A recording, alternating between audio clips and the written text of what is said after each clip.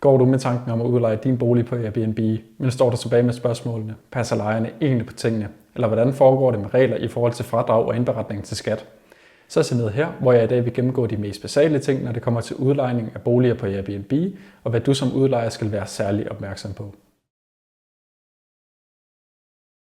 Hej alle sammen, mit navn er Mathias, og jeg vil i den her video gennemgå følgende punkter, når det kommer til udlejning af en bolig på Airbnb. Hvad er Airbnb? Min erfaring med lejerne, regler og fradrag for korttidsudlejning, forsikring ved udlevering af nøgle, svindel, 3 ting du skal være særlig opmærksom på. Hvad er Airbnb? Airbnb er for dig, der ønsker at udleje et værelse, en lejlighed eller hus. Det kan være, at du har ekstra plads, som du ønsker at udnytte til formålet. Det kan godt være, at du skal på ferie eller andet, som gør, at du lige pludselig har en ledig bolig, som du kan udleje. Airbnb er en sikker og nem platform, som du kan benytte til dette formål. Min erfaring med lejerne. Jeg vil i den her video tage udgangspunkt i min egen bolig og de erfaringer, jeg har gjort mig undervejs. Jeg møder tit spørgsmålet, hvordan behandler folk egentlig dit hjem? Hvilket jeg godt kan forstå. Jeg stillede selv samme spørgsmål, dengang jeg startede. Men mit klare indtryk er, at folk passer rigtig godt på ens ting. Og jeg har ikke selv været ude for noget at gå i stykker. Men hvis du er i tvivl om, hvilket af lejre du skal tage ind, så har du altid muligheden for at lave lidt forarbejde, inden du godkender dem. Dette kan du gøre på baggrund af deres tidligere Airbnb-anmeldelser hos andre Airbnb-udlejere. Airbnb kan også acceptere alle reservationer automatisk, hvis lejeren har en god historik. Men det er også muligt at acceptere lejere manuelt eller acceptere alle reservationer automatisk. Du har altså muligheden for at tjekke lejeren, inden du godkender deres anmodning, og kan derfor altid selv bestemme, hvem du tager imod. Regler og fradrag for korttidsudlejning. Noget, du skal være særlig opmærksom på, er, at det kun er tilladt at korttidsudleje din bolig i 70 dage om året og 100 dage i de kommuner, der er tilladt det. Airbnb gør ikke opmærksom på, når du har opnået det her loft, og det er derfor særlig vigtigt, at du selv holder øje med det. Hvis du er i tvivl om, din kommune har godkendt korttidsudlejning 100 dage per kalenderår, jamen så er det altså bare at gå ind på kommunens hjemmeside. Jeg har i det her eksempel valgt Odense Kommune, hvor min egen bolig er placeret.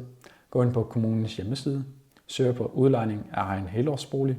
Her kan man se, at By- og Kulturudvalget i Odense Kommune har vedtaget, at man godt må udleje sin helårsbolig i 100 dage per kalenderår. Reglerne for korttidsudlejning lyder på: hvis du udlejer via en platform, som indberetter indtægten til skat, kan du få et bundfradrag op til 32.500 kroner i 2025 og 32.300 kroner i 2024. Lad os sige, at du i 2024 har omsat for 42.300 kroner, altså 10.000 kroner over bundfradraget. Så skal du trække 40% fra, altså det vi kalder reduktion, og så står du tilbage med 6.000 kroner, som du skal beskattes af. Lad os sige, at du betaler 40% i skat, jamen så står du altså tilbage med 2.400 kroner, som skal betales til skat. Forsikring med udlevering af nøgle. Du har nogle forskellige muligheder, når det kommer til overdragelsen af nøglen til din bolig. Du kan enten selv vælge at overdrage nøglen til lejeren, eller have en ekstra nøgle liggende til formålet. Hvis du ikke selv har mulighed for at overdrage nøglen i tidsrummet, hvor lejeren tjekker ind, kan det være en fordel at benytte sig af en ekstra nøgle. Du skal dog være opmærksom på, at det ikke er nok at lægge nøglen under måtten, hvis du gerne vil være sikker på at være dækket af dit forsikringsselskab, skulle nogen ud over lejeren misbruge nøglen. Hvis en tyv skaffer sig adgang til din bolig ved brug af en ekstra nøgle, der ligger under måtten, er der tale om simpelt tyveri og ikke indbrud. Dette skal du være særlig opmærksom på, hvis du efterfølgende skal have dækket omkostningerne. Det kan derfor være en idé at anskaffe sig en forsikringsgodkendt nøgleboks. Det kan du læse meget mere om inde på forsikringsguiden.dk.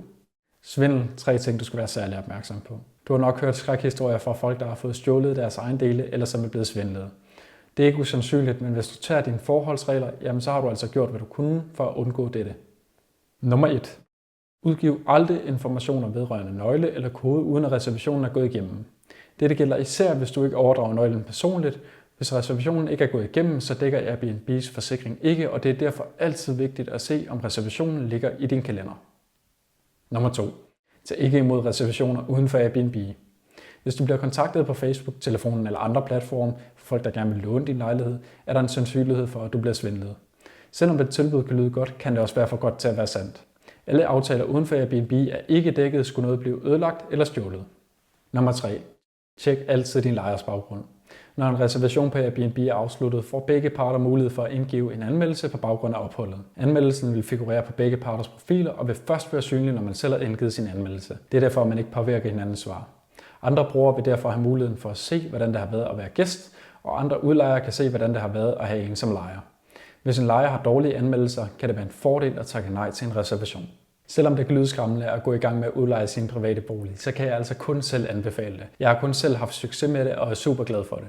Kunne du godt tænke dig at se mere af det her indhold på kanalen, eller har du andre spørgsmål til emnet, så skriv dem meget gerne ned i kommentarfeltet. Ellers vil jeg bare sige tak, fordi du så med.